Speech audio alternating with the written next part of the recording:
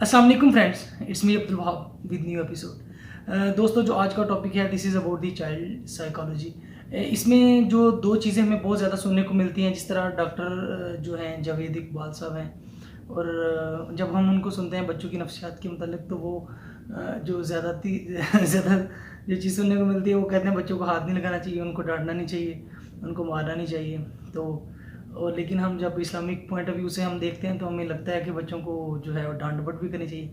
तो मेरी नज़र में एक जुनैद जमशेद रहमतुल्लाह अलैह, अल्लाह ताला उनको जन्नत में जगह दे, तो उनका एक क्लिप गुजरा, तो उसमें उन्होंने कहा कि जब हम छोटे थे, बच्चे थे, तो हम बहुत शरारती थे, लेकिन हम बदतमीज़ नहीं थे। तो जो शरारतें हैं वो बच्चों का हुस्न होती हैं, उनको करनी चाहिए, लेकिन हम बड़ों का अदब करते थे। तो उन्होंने एक जो हदीस उसमें कोट की, कोई कमी पेशी हो तो अल्लाह ताला माफ़ फरमाए, उसमें उन्होंने ये कहा कि नबी करीम सल्लल्लाहु अलैहि वसल्लम ने उस वालिद के लिए दुआ फरमाई है जो अपने बच्चों के साथ सख्ती करता है इस मामले में, लाइक जिसके घर में कोड़ा लटक रहा हो बच्चों के लिए, तो उसके लिए दुआ फरमाई है। तो बच्चों के साथ सख्ती का मामला ऐसा है जैसा खेत में खेती है या खेत में पानी लगाने का मामला है। तो इस तरह से इस्लामिक जो है टीचिंग है इस मामले में।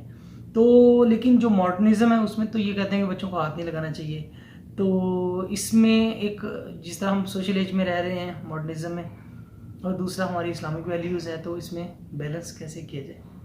तो इन चीज़ों को बैलेंस करने का यही तरीका है कि हम जो है अपने बच्चों को सुनें, उनके मामलात को देखें। अगर वो कहीं पे बदतमीज़ी करें तो हम उनको डांट डपट भी करें, लेकिन उनको जो है वो मारना, बेजा नहीं मारना चाहिए।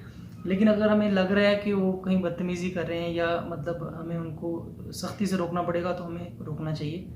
लेकिन अगर हमें लग रहा है कि अगर समझाने से वो बात बच्चे समझ जाएंगे, जो यूजुअली 70-80% बच्चे समझ जाते हैं समझाने से कोई भी बात जो है, लेकिन जहाँ पे सख्ती का मामला है वहाँ पे ज़रूर सख्ती करनी चाहिए।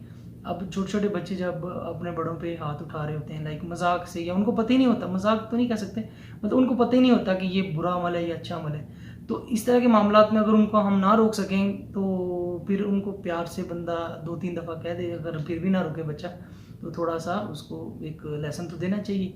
तो ये है टॉपिक।